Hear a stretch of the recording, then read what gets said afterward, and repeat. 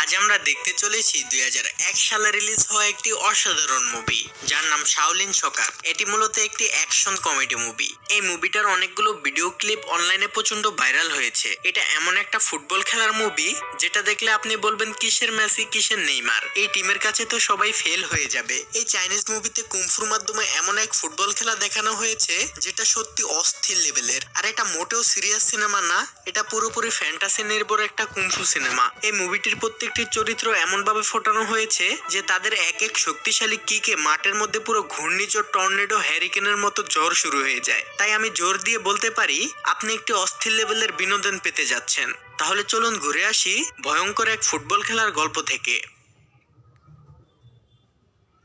তো গল্পটি শুরু হয় একটি ফুটবল খেলার মাঠ দেখিয়ে, যেখানে মিস্টার ফাং জাতীয় দলের ফুটবল খেলার একজন বিখ্যাত খেলোয়াড় ছিলেন। তিনি এত ভালো খেলতেন যে দর্শকরা তাকে ভালোবেসে গোল্ডেন লেগ নামে উপাধি দিয়েছিল এবং তার ফাং নামটি থেকে গোল্ডেন লেগ নামটি বেশি জনপ্রিয়। যাই হোক, আমরা দেখি গোল্ডেন লেগকে ট্রাইবেকারের শেষ গোলটি করতে হবে। এই গোলের উপরেই নির্ভর করছে তাদের জয় পরাজয়। কিন্তু খেলার আগে সে তার টিমমেট হ্যাং এর কথায় টাকার লোভে পড়ে এই ম্যাচ হেরে যাওয়ার সিদ্ধান্ত নেয়, আর তাই সে এই প্লান্টিক শট মিস করে, যার কারণে তাদের টিম হেরে যায়। আর তখন স্টেডিয়ামে বসে থাকা দর্শকরা তার উপর ব্যাপক ক্ষেপে যায়, আর রাগের মাথায় দর্শকরা এসে গোল্ডেন লেগকে অনেক খারাপ ভাবে মারতে থাকে এবং তার পা ভেঙে দেয়। আর এই দৃশ্য দেখে তার টিমমেট হ্যাং অনেক খুশি হয়ে যায়। তখনই ফ্ল্যাশব্যাক থেকে সিন বর্তমানে চলে আসে। তখন আমরা দেখি বর্তমান সময়ে হ্যাং নামের সেই ফুটবল প্লেয়ারটি অনেক ধনী এবং সফল। সে এখন টিম ইভিলের মালিক। আর অন্যদিকে গোল্ডেন লেগ গোল মিস করে সে 20 বছর আগেই নষ্ট করেছিল তার ক্যারিয়ার। বর্তমানে গোল্ডেন লেগ ল্যাংড়া অবস্থায় হাং এর গোলামি করছে।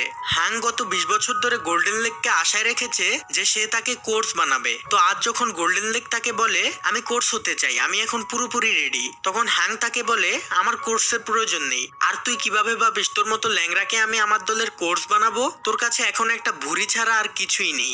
এগুলো বলে সে তাকে চলে যেতে বলে। তখন গোল্ডেন লেগ বলে আজ আমার এমন পরিস্থিতির জন্য তুমিই দায়ী। তুমি বলেছিলে ওই গোলটি যেন আমি না করি, কারণ তুমি আমাকে প্রমিস করেছিলে ওই গোলটি না করলে আমাকে একটি ভালো পজিশনে নিয়ে যাবে। তোমার কারণেই আমি আমার একটি পা হারিয়েছি। আর এই কথা শুনে হাং হাসতে হাসতে বলে তোর এসব কথা এখন আর কেউই বিশ্বাস করবে না। আর তাছাড়া সেদিন তোর পা আমার লোকেরাই ভেঙেছিল, কোনো দর্শকরা ভাঙেনি। তখন গোল্ডেন লেগ তার ভুল বুঝতে পারে এবং মন খারাপ করে সেখান থেকে চলে আসে। নিজের দুঃখ বলতে সে মাল পানি খেয়ে যেখানে সেখানে ঘুরে বেড়ায়। হঠাৎ একদিন রাস্তা দিয়ে যাওয়ার সময় সে টিভিতে ফুটবল খেলা দেখতে পায় এবং সে খেলাটি দাঁড়িয়ে দেখতে থাকে। তখন তার পেছন থেকে একজন বলে ওদের কিক মারার কৌশলটি ভুল, পায়ের জোর কম। তখন গোল্ডেন লেগ পিছনে তাকায় এবং একটি ছেলেকে দেখতে পায় যে প্লাস্টিকের ব্যাগের উপরে এক্সারসাইজ করছিল।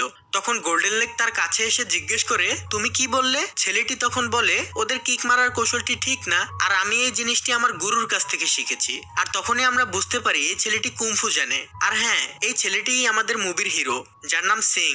তখন গোল্ডেন লেগ তাকে বলে তুমি কি বলতে চাচ্ছ? তখন সিং বলে আমি চাই প্রতিটি মানুষ কুমফু শুধু মারামারির জন্য নয়, বরং জীবনের প্রতিটি কাজের জন্য কুমফু ব্যবহার করুক। কিন্তু গোল্ডেন লেগ তার কথায় কোনো পাত্তা দেয় না। ঠিক তখনই তাদের পাশে একটি মেয়ে হেঁটে যাওয়ার সময় কলার খোসায় স্লিপ খেয়ে পড়ে যায়। তখন সিং বলে আজ যদি এই মেয়েটি কুমফু জানতো তাহলে কলার খোসায় সে স্লিপ খেয়ে পড়ে যেত না, ও উল্টো 3 ঘুরপাক দিয়ে আবার দাঁড়িয়ে যেত। তাই আমি চাই তুমি আমার কাছে কুমফু শিখো। তখনই সিং গোল্ডেন লেগের হাতে একটি ভিজিটিং কার্ড ধরিয়ে দেয়। গোল্ডেন লেগ তার এসব পাগলা কথাবার্তা শুনে তার ড্রিঙ্কের যে ক্যান ছিল সেটার ভিতর তার ভিজিটিং কার্ড ঢুকিয়ে তার দিকে ছুঁড়ে মারে। আর ছেলেটি ওই ক্যানে এত জোরে একটি লাথি মারে সেটি আকাশে উড়ে হারিয়ে যায়। কিন্তু এটা দেখেও গোল্ডেন লেগ ইমপ্রেস হয় না। সে তাকে পাগল বলে সেখান থেকে চলে যায়। আর সিংও প্লাস্টিকের ব্যাগ নিয়ে সেখান থেকে চলে যায়। সে খুবই গরিব, তাই সে রাস্তা থেকে আবর্জনা বা প্লাস্টিক উঠিয়ে সেগুলো বিক্রি করে একবেলা খাবারের টাকা জোগাড় করতে হিমশিম খায়, কিংবা কোনো কোনো সময় সে সেটিও ম্যানেজ করতে পারে না। রাস্তা দিয়ে যাওয়ার সময় এক ব্যক্তির একটি কন্টেইনার নিচে পড়ে যায়। তারপর সেই ব্যক্তি সিং এর কাছে সাহায্য চাইলে সে এক লাথি দিয়ে কন্টেইনারটি উপরে তুলে দেয়। মূলত শাওলিন কুংফু মাস্টার সিং এর পা অনেক শক্তিশালী, সেজন্য তাকে স্টিল লেগ নামে উপাধি দেওয়া হয়েছিল। আর এতক্ষণ আমরা তাকে সিং নামে ডাকলেও এখন থেকে আমরা তাকে স্টিল লেগ নামে ডাকবো। এরপর সে একটি রুটির দোকানের সামনে যায় আর সেখানে একটি মেয়েকে গোল গোল রুটি বানাতে দেখে। এই মেয়েটি মূলত কুমফুর মাধ্যমে রুটি বানায়, আর সে যে রুটিগুলো বানায় সেগুলো খেতেও খুব টেস্টি। আর ইনিই হচ্ছেন আমাদের গল্পের নায়িকা, যার নাম মুই। তো স্টিল লেগ তার এই কুমফু স্টাইলে রুটি বানানো দেখে তার কাছে যায় আর তাকে বলে, বাহ, তুমি তো অনেক ভালো কুমফু জানো আর তুমি দেখতেও অনেক সুন্দর। স্টিল লেগ এসব পাম মেরে ফটাফট দুটি রুটি খেয়ে ফেলে। মুয়ের চেহারায় ছিল অনেক ব্রণের দাগ, তাই তাকে দেখতে বিশ্রী লাগতো। মুই বুঝতে পারে ছেলেটি তাকে পাম দিচ্ছে। মুই তখনই বলে, তুমি দুইটা রুটি খেয়েছো, এখন আমাকে $1 দিয়ে এখান থেকে বিদায় হও। কিন্তু স্টিল লেগের কাছে দুটো রুটির দাম ছিল না। সে কিছু টাকা দেয় আর বলে বাকি টাকা সে কালকে দেবে, কিন্তু মেয়েটি এখনই টাকা দিতে বলে। তখন স্টিল লেগ টাকার বদলে তাকে তার সিরা জুতোগুলো দিয়ে বলে, আমার এই জুতোগুলো তোমাকে দিয়ে গেলাম, কাল টাকা দিয়ে এগুলো ছাড়িয়ে নিয়ে যাব। এরপর সে আরেকটি রুটি নিয়ে সেখান থেকে চলে যায় আর মুই নিরুপায় হয়ে তার ছেঁড়া জুতোগুলো ডাস্টবিনে ফেলে দেয়। আর তখন দোকানের মালিক এসে মেয়েটিকে বলে, ওই ছেলেটি কি টাকা দিয়েছে? তখন মেয়েটি বলে হ্যাঁ। তো আমরা বুঝতে পারি ওই মেয়েটি হয়তো নিজের পকেট থেকে টাকা দিয়ে দিবে। এরপর স্টিল লেগ চলে যায় তার এক বড় ভাইয়ের কাছে। সেও শাওলিন কুমফু জানে, অর্থাৎ সেও স্টিল লেগের সাথে কুমফু শিখেছে। আর এই বেটার মাথা ছিল লোহার মতো শক্ত। তার মাথায় যে কোনো কিছু দিয়ে আঘাত করলেও সে কোনো ব্যথা পেত না। সে আয়রন হেড নামে পরিচিত ছিল। তখন স্টিল লেগ আয়রন হেডকে বলে, চলো আমরা গান গেয়ে মানুষকে বুঝাই যে কুমফু কতটা গুরুত্বপূর্ণ আমাদের সমাজের জন্য। এরপর সে তার কথায় রাজি হয়। তাই তারা দুজন মিলে একটি বারে গিয়ে কুমফু স্টাইলে গান গায়, মানে কুমফুকে আধুনিক করার চেষ্টা করে আর কি। গানের মধ্যে তারা বলে, আমাদের একজনের পা হচ্ছে স্টিল লেগ, আরেকজনের মাথা হচ্ছে আয়রন হেড। এমন মরা মানুষের মতো গান শুনে মানুষরা তাদের মাথা এবং পা পরীক্ষা করতে চলে আসে। কিন্তু আয়রন হেড মনে করে স্টিল লেগের মাথায় মারে আর স্টিল লেগ মনে করে আয়রন হেডের পায়ে মারে, এবং তারা দুজন বেদম মার খায়। তখন স্টিল লেগ বলে, তোমাদেরকে একদিন মাঠে নিয়ে গিয়ে মারবো। অন্যদিকে গোল্ডেন লেগ একটি দেওয়ালে মূত্র বিসর্জন দেওয়ার সময় দেখতে পায় দেওয়ালের ভিতর সেই ক্যানটি ঢুকে আছে, যেই ক্যানটিকে স্টিল লেগ ওই দিন লাথি মেরে আকাশে উড়িয়ে দিয়েছিল। তখন সে মনে মনে ভাবতে থাকে, কত শক্তিশালী ভাবে আসলে এই ক্যানটি দেওয়ালে ঢুকে পুরো দেওয়াল ফাটল ধরিয়ে ফেলেছে। আর সে তখন তার কুমফুর গুরুত্বটি বুঝতে পারে। তখন সে ক্যানটিকে দেওয়াল থেকে টেনে বের করে আর সাথে সাথে পুরো দেওয়ালটি হুড়মুড় করে ভেঙে যায়। আর দেওয়ালের অপর প্রান্তে স্টিল লেগকে দেখা যায়, যে ওই বারের ছেলেদের সামনে দাঁড়িয়ে আছে যারা তাকে আর আয়রন হেডকে বারে মেরেছিল। তখন স্টিল লেগ তাদেরকে তার কাছে মাপ চাইতে বলে। তখন তারা তাকে নিয়ে হাসাহাসি করে। যখনই স্টিল লেগ মারতে শুরু করলো তখনই তাদের দলের একজন তাকে বলে, তুমি মারামারিতে কুমফু ব্যবহার করতে পারবে না। তখন স্টিল লেগ হাত পা ব্যবহার না করেই সেখানে থাকা একটি ফুটবল দিয়ে তাদের অস্থির লেভেলের পিটুনি দেয়। এমন কঠিন লেভেলের মাইট দেখে গোল্ডেন লেগ হা হয়ে তাকিয়ে থাকে। স্টিল লেগ তাদের মারার পর তাদের একজনের কাছ থেকে কিছু টাকা নিয়ে ফলের জুস কিনে বসে বসে খাচ্ছিল। তখন গোল্ডেন লেগ তার কাছে এসে তার পা দেখতে চায় আর স্টিল লেগ তার পা দেখায়। গোল্ডেন লেগ তার পায়ে থুতু মেরে বিভিন্নভাবে পরীক্ষা নিরীক্ষা করে বলে ওঠে, এটা তো নর্মাল পায়ের মতোই। তখন স্টিল লেগ বলে, এটা শাওলিনের লোহার পা। অর্থাৎ সে বোঝাতে চাচ্ছে তার গুরু তাকে কঠোর ট্রেনিং দিয়ে এই নর্মাল পাকে লোহায় পরিণত করেছে। কিন্তু আজ তার সেই কুমফু গুরু নেই, মানে সে মারা গিয়েছে। তাই সে আজ ভবগুরের মতো যেখানে সেখানে ঘুরে বেড়ায়। তো যাই হোক, তখন স্টিল লেগ তাকে বলে, তোমাকে আমি কোথায় যেন দেখেছি। তখন গোল্ডেন লেগ তার সব কথা খুলে বলে যে সে একসময় বড় মাপের খেলোয়াড় ছিল, কিন্তু সে তার ভুলের জন্য তার পা হারিয়েছিল। এসব কথা শোনার পর স্টিল লেগ বলে, তুমি সেই এত বড় ফুটবল প্লেয়ার গোল্ডেন লেগ, আমিও তোমার মতো ফুটবল খেলা শিখতে চাই। গোল্ডেন লেগ তো এমন কাউকেই চাচ্ছিল। তখন সে বলে, হ্যাঁ অবশ্যই, তুমি অনেক ভালো ফুটবল খেলতে পারবে আর সে সাথে তোমার শাওলিন কুমফু ফুটবলে কাজে লাগাতে পারবে। তারপর গোল্ডেন লেগ তার পায়ের দিকে তাকিয়ে বলে, এটার জন্য তো জুতোর প্রয়োজন, তোমার পায়ে তো জুতো নেই। তখন স্টিল লেগ ওই রুটির দোকানে যায় এবং মুইয়ের কাছ থেকে জুতো ফেরত চায়। তখন মুই বলে, জুতাগুলো অনেক নোংরা এবং ছেঁড়া ছিল, তাই আমি সেগুলো সেদিনই ডাস্টবিনে ফেলে দিয়েছি। একথা শুনে স্টিল লেগ উদাস হয়ে ফিরে আসছিল। তখনই পিছন থেকে মুই তাকে ডাক দিয়ে জুতাগুলো তার দিকে ছুঁড়ে দেয় আর স্টিল লেগ জুতা দেখে অবাক হয়ে যায়, কারণ জুতাগুলো সেলাই করে একদম পারফেক্ট করে রেখেছিল সে। তখন স্টিল লেগ অনেক খুশি হয়ে যায়। তো এখন গোল্ডেন লেগ বলে, আমার তো 11 জন লোক লাগবে পুরো একটি ফুটবল টিম গঠন করতে। এই কথা শুনে স্টিল লেগ পূর্বে যাদের সাথে শাওলিন কুমফু শিখেছিল গোল্ডেন লেগকে সাথে নিয়ে তাদের সবার বাসায় যায়। সবার প্রথমে তারা আয়রন হেডের কাছে যায়, কিন্তু আয়রন হেড তাকে দেখে উল্টো পালাতে থাকে এবং বলে, ভাই তুমি আমাকে মাফ করো, তোমার কারণে এই কুমফুকে ফেমাস করতে গিয়ে সেদিন কি দোলাইটাই না খেয়েছি, যার ফলে আমার চাকরি চলে গিয়েছে, আমি আর এগুলোর মধ্যে নাই। এরপর তারা আরেক বন্ধুর বাসায় যায়। প্রথমে সেই ব্যক্তি গোলকিপার হতে রাজি হলেও যখন সে শুনে কুমফুর মাধ্যমে ফুটবল খেলা হবে তখন সে বলে, কুমফুর মতো মহান প্রতিভাকে ফুটবলে কাজে লাগানো বোকামি ছাড়া আর কিছুই না। সেও তাদের ফেরত পাঠিয়ে দেয়। এরপর তারা আরেকজনের সাথে দেখা করতে তার অফিসে চলে যায়। তখন তাকে দুজন মিলে ফুটবল খেলার কথা বলে। তখন সে ক্যালকুলেটর বের করে হিসাব করে বলে যে আমরা যদি ফুটবল খেলি তাহলে আমাদের জেতার সম্ভাবনা একদম শূন্য। তারপর সেও তাদের মানা করে দেয়। এরপর নিরুপায় হয়ে স্টিল লেগ তার আরেক বন্ধুর কাছে যায়। তাকেও ফুটবলের কথা বললে সে বলে, আমি যখন তোমাদের সাথে শাওলিন শিখতাম তখন আমি অনেক চিকন ছিলাম, গুরু মারা যাওয়ার পর অনেকদিন কুমফু প্র্যাকটিস করি না, তাই আমি এখন অনেক মোটা হয়ে গিয়েছি, আমার দ্বারা এসব ফুটবল হবে না। এরপর তারা দুজন তাদের শেষ বন্ধুর কাছে যায়। সে মূলত একটি হোটেলে থালা বাসন ধোয়ার কাজ করত। স্টিল লেগ তাকে যখন সে অফারটি করে তখন সে উল্টে স্টিল লেগকে ধাওয়া মারে। স্টিল লেগ তার সমস্ত বন্ধুদের কাছে গিয়ে ব্যর্থ হয়ে ফিরে আসে। স্টিল লেগ চলে আসার পর তার সব বন্ধুরা তাদের পুরাতন একটি ছবি দেখে নিজেদের সিদ্ধান্ত বদলে ফেলে।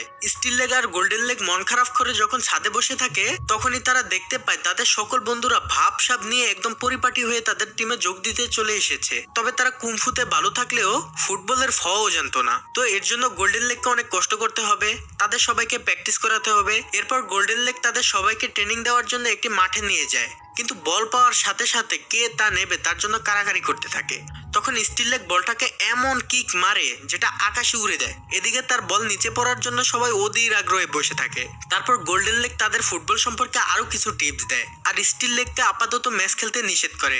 আর স্টিল লেগ বলে আমি খেলবো, কিন্তু গোল্ডেন লেগ বলে তুমি সবার আগে তোমার লাথি মারাটাকে কন্ট্রোল করো, যে কতখানি জোরে লাথি মারতে হবে বা কোথায় লাথি মারতে হবে। তো এর জন্য গোল্ডেন লেগ স্টিল লেগকে প্র্যাকটিস করার জন্য ডিম দেয়, আর ওই ডিম দিয়ে স্টিল লেগ তার লাথি নিয়ন্ত্রণ করতে শিখে যায়। এরপর কোর্স দেওয়ালে দাগ দিয়ে সেখানে তাকে বল মারার প্র্যাকটিস করতে দেয়। আর এখন স্টিল লেগের লাথি এত পারফেক্ট আর নিখুঁত হয় যে তার এক এক কিকে ভূমিকম্পের মতো সব কাঁপতে থাকে। সবাই দেখে বলে ও একাই ম্যাচ জিতাতে পারবে, কিন্তু গোল্ডেন লেগ বলে না, জেতার জন্য একটা টিম ওয়ার্ক লাগে, আর এর জন্য তোমাদের সবাইকে ওর মতো ভালো হতে হবে যার যার পজিশন থেকে। তো এরপর সবাই ফুটবল খেলায় পারদর্শী হয়ে যায়। তখন পাড়ার লোকাল ছেলেদের সাথে একটি ফুটবল ম্যাচের আয়োজন করে। ওরাও মোটামুটি কুমফু জানতো। কোর্স তো ভাবে এরা নিশ্চয়ই ভদ্র খেলোয়াড়, কিন্তু খেলা শুরু হওয়ার আগেই দেখা যায় তাদের প্যান্টের ভিতর থেকে স্লাইরেন্স, হাতুড়ি ইত্যাদি বের হচ্ছে।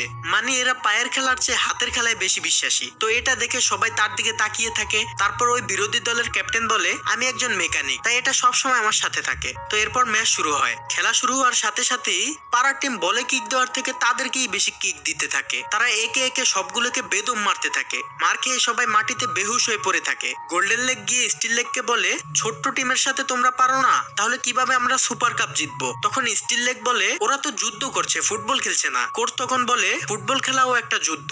অন্য দলের প্লেয়াররা তাদের নানাভাবে অপমান করতে থাকে। তারপর হঠাৎ জানি না কোন শক্তি তাদের ভিতর চলে আসলো, তাদের সবার ভিতরে শাওলিন কুমফুর পাওয়ার চলে আসে। আসলে এতদিন প্র্যাকটিস না করার কারণে তাদের এই শক্তিগুলো জং পড়ে গিয়েছে। হঠাৎ তাদের এই শক্তি দেখে বিপক্ষ টিম ভয় পেয়ে যায়, আর এরপরই শুরু হয়ে যায় আসল খেলা। তখন আমরা স্টিল লেগের দলের বাকিদের নাম জানতে পারি। আয়রন হার্ট তার মাথা দিয়ে উত্তম মাধ্যম দোলাই দিতে থাকে, আর এই মোটু হচ্ছে লাইট ওয়েট, যে কিনা আকাশে উড়ে বলে কিক করে সবাইকে উড়িয়ে দেয়। আর এই হলো আয়রন শার্ট, যে তার পেটে সবকিছু আঠার মতো লাগিয়ে রাখতে পারতো। হুকিং লেগ নামের এই কুমফু মাস্টার দুই পায়ে বল নিয়ে সার্কাস খেলার ওস্তাদ। আর সর্বশেষ তাদের গোলকিপার হলো লাইটিং হ্যান্ড, সে যে কোনো কিছু খুব দ্রুত ক্যাচ নিতে পারে। এরপর তারা সবাই মিলে কুমফু স্টাইলে ফুটবলের মাধ্যমে তাদের বেদম মারতে থাকে। মার খেয়ে তারা সবাই মাঠ থেকে বের হয়ে যায়, আর এটা দেখে গোল্ডেন লেগ অনেক খুশি হয়ে যায় আর বলে এবার আর আমার সুপার কাপ জেতা কেউ ঠেকাতে পারবে না, তোমরা পুরো দুনিয়ায় নাম করবে, আমরা খুব শীঘ্রই ধনী হব। আর তখনই যে টিম মাত্র মার খেয়ে মাঠ ছেড়ে পালিয়েছে তাদের মধ্য থেকে কয়েকজন এসে কুমফু মাস্টারদের কাছে মাপ চায় আর তাদের সাথে খেলতে চায়। আর এখন তাদের 11 জনের টিম হয়ে যায়। এদিকে হ্যাং নামের ওই লোকটিকে দেখা যায়, যেখানে তার টিম ইবিল পানির নিচে ফুটবল প্র্যাকটিস করছে। বোঝাই যাচ্ছে এই টিম মারাত্মক লেভেলের শক্তিশালী এবং গত কয়েক বছর ধরে তাদেরকে কেউই হারাতে পারেনি।